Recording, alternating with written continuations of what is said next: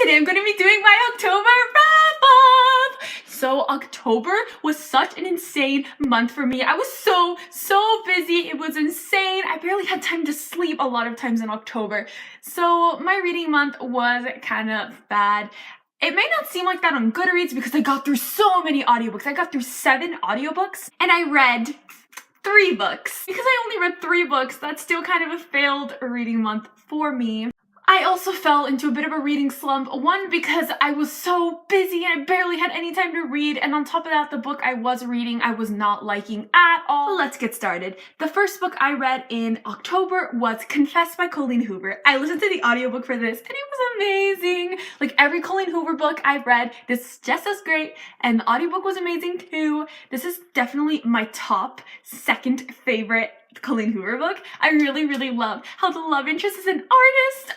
I love art, and the idea that he creates art and he paints is just so sexy and hot to me. I loved that, and I also really loved the idea of the confessions. Each art piece that he created was based on a confession that somebody made. It could be like a really scandalous confession, like, oh, I've been cheating on my husband, or it could be just a really simple confession and stuff, but he created art out of these confessions, and it was just so cool, such a cool concept, and I loved it. I loved this book so much.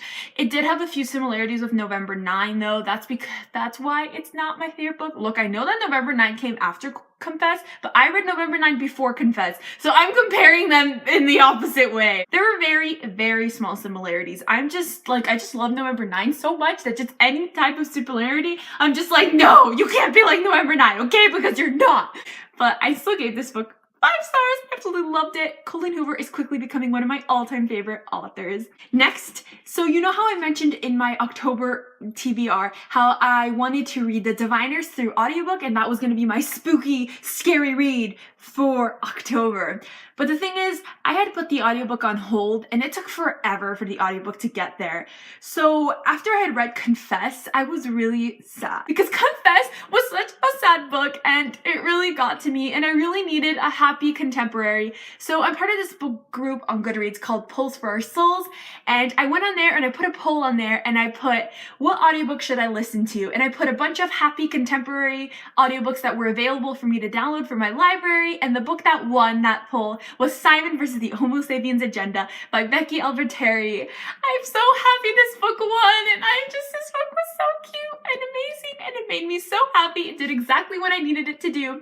This is a gay romance book. It's about coming out and falling in love for the first time and dealing with high school and everything and coming of age. I just loved it so much. It was so cute and adorable, and I really loved the mystery of the pen pal. Like, Simon is talking to this person and they're kind of pen pals because they email back and forth. Both of them go to the same school, but they have no idea who the other person is. And I love the mystery of trying to figure out who is the other guy, who is Blue. And I loved it. I did kind of guess who it was at the end, and I was really happy with the results. Just love this book so much. If you're looking for a really good audiobook or a really good, cute, happy contemporary to just make you feel warm and fuzzy inside, check out this book because it was phenomenal, and I gave it 5 stars. Next, The Diviners had still not come in, so the book that came in 2nd place during the poll, which was The Summer I Turned Pretty by Jenny Han. So I was so excited for this book because I read To All the Boys I'd Loved Before in 2015, and it was one of my all-time favorite books. So I was so excited to read more Jenny Han. And I'm sad to say that I was very disappointed with this book. One, I can't even believe that this is the same Jenny Han who wrote To All the Boys I Loved Before. The Summer I Turned Pretty was so poorly written. It was so anti-feminist. I gave it 2 stars. I mean, I didn't absolutely hate it, like I want to burn it, but I really strongly disliked it. I have nothing positive to say about this book. I kind of liked one of the characters, kind of. I hated the main character. I hated all the other characters. I did not like anything about this book. Ugh, I could not stand this book. And the thing is, I don't even care about any of the characters. They could all drop dead and I could care less. The next book I read in October was The Last of the FIREDRAKES by FIREDRAKES. I was part of a booktube tour, so I did a spoiler-free review about this, so I'm not going to talk about this book, so go check out my spoiler-free review. Link down below and above. Next, The Diviners had still not come in, so I went with the 3rd of the poll, which was Emmy and Oliver by, I forgot the author, sorry, I'll put it right here. I had been recommended this book by one of my favorite book blogs. They were constantly raving about this book, and they also raved about the audiobook, so I was really excited that it got like 3rd or 4th place in the poll so I could check it out. And I was a little bit disappointed with this book. I expected to really love this book because the blogger that had recommended it to me, we have very similar tastes in books. So when I went into it with a little too high expectations, and I was disappointed. I still gave this book 4 stars. It still made me really happy, and I still really loved it. I expected to like it so much and give it like 5 stars, but that didn't happen. The one thing I did absolutely love about this book is how much I could relate to it. The main character, she lives like not even 200 miles from where I live, which is pretty crazy. It doesn't specifically say where she lives, but she mentioned this one place, I forget, that she said, oh, I live about this many miles from this place. And then I got that place and calculated how many miles I lived from it. If she was a real person, she'd live really close to me. So that's kind of cool. Okay, well, not that close, like an hour or 2 of a drive, but still. And there's also the fact that Emmy, was a senior in high school, and she's going through college apps and all the stress of that. And I could just relate to that so much because I am a senior and I'm currently doing college apps and I'm just so stressed. And I just 100% can relate to the stress of college apps. Next, I finally got the Diviners. Yes! So I got the Diviners audiobook and I finished it. It was about a 19-hour audiobook. It took me about a week, I think, to finish it. It was really good. If you're looking for a good, spooky, scary, creepy read for Halloween, I know Halloween is over, but, maybe for next year, maybe you're still in the mood, withdrawals of Halloween, definitely check this book out. Libba Bray did an amazing job with this book. Not only was it filled with history, but it had mystery and creepiness, and the audiobook was phenomenal. The narrator, there was only one narrator, and she did all of these really cool, awesome accents, plus parts that were really creepy. She made them creepier. This book was just so good. I love the mystery of trying to figure out who was killing everybody, and I love the whole conspiracy and everything. I just love this book so much, and I'm so excited for book 2. Next, I'm waiting for another audiobook. The audiobook I had put on hold was A Torch Against the Knife by Sabata Here because I heard the audiobook was really good, and I just finished it yesterday, and it is really good. I said I was next in line for it, but I hadn't gotten it yet. So I was like, oh, I should probably do the same thing I did with the Diviners, listen to short books. So I did. I listened to Ugly Love by Colleen Hoover. This was only about a 9-hour audiobook, so it was really short. I read 2 Colleen Hoover books this month. I'm excited. I'm happy about that. I've been trying to make my way through all of Colleen Hoover's books. It's probably one of my least favorite Colleen Hoover books, but least favorite is used very loosely because I absolutely loved Ugly Love.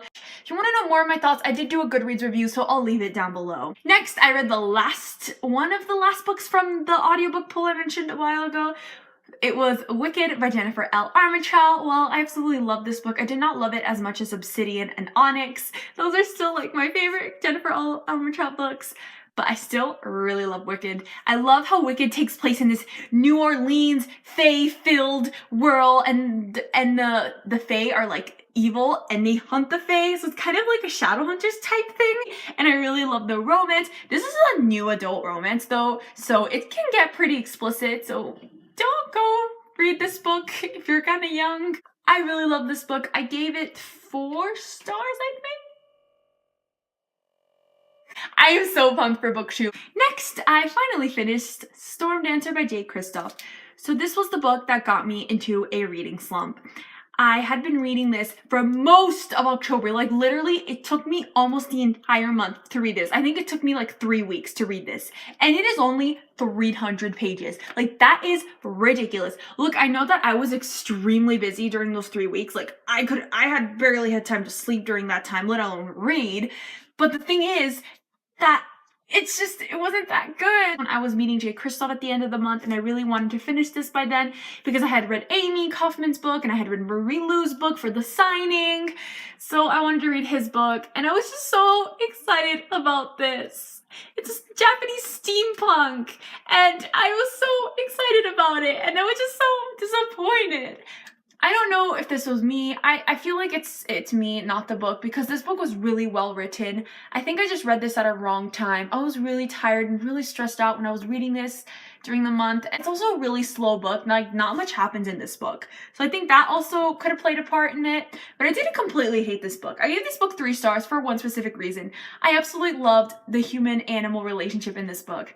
So if you can see, there's like this beast creature up here. And this is the main character, Yuhiko. So they're like best friends in a sense. They can talk to each other in their mind, and I loved their relationship so much. Their banter was just so funny, and they really, really cared and loved for each other, and I just loved their friendship. And also, the romance in this was just kind of like came out of nowhere. Like, there was like no build up for it. I was like, oh, this is kind of nice. This book is all about their friendship. You know, there's no romance in it. And then all of a sudden, she's like having sex with a guy. I was like, what? Where did this come from? I don't know if I just didn't notice because, like I mentioned, I was really tired when I was reading it, or I also did not like it that much. I don't know, but I did not like this book, and I'm not continuing the series. I don't really care about the characters anymore. I mean, I did really like their friendship, but that's about it, and I'm just so sad I didn't like it. And the last book I read in October was A Study in Charlotte by Brittany Calavera. So I did a full-length review on this on Goodreads, so I don't want to talk too much about it, but I absolutely love this book. It got me out of the reading slump that Stormdancer got me in. This was amazing, and I just loved it. And I also tweeted the author when I was reading this how obsessed I was with this book and how amazing it was, and she responded to me and was like, oh, you're so sweet. I love this book. I'm so excited for book 2. I'll leave my review down below if you're interested. Also, yes, I know I have an ARC. This came out in like March, and I got this ARC a couple months before that, and I'm reading it now. I know, I'm ashamed. So those are all the books I read in October. A lot of audiobooks, not that many books. And oh god, this video is so long. I'm sorry, future me, for having to edit it.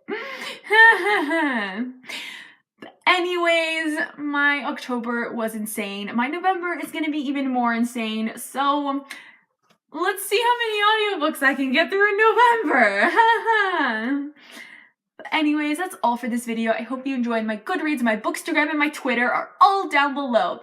Comment down below what your favorite book in October was. Mine was, by far, A Study in Charlotte by Brittany Calavera. I absolutely love this book. If you're into Sherlock Holmes and mystery novels and contemporaries, check out this book because it was phenomenal. I loved it so much. What was your favorite book in October?